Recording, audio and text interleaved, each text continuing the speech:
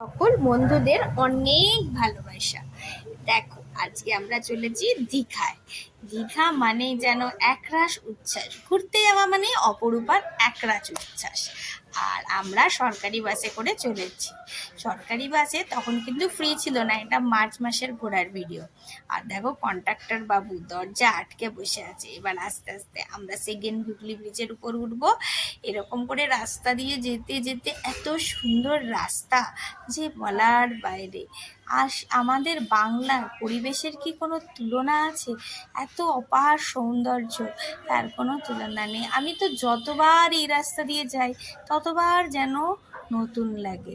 কোথায় তোমার এই মাঠ ঘাট পুকুর, ওমা দেখো, গল্প করতে করতে ঠিক চলে আসলাম দীঘার সমুদ্র সৈকতে।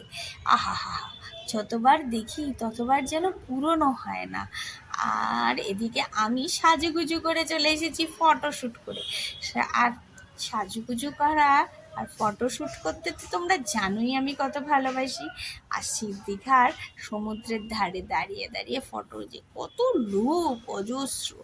আমি মাঝে মাঝে ভাবি যে সমুদ্রের সৃষ্টিকর্তা। ওমা দেখো, এই যে দূরে একটা লাইট হাউস, কি সুন্দর লাগছে।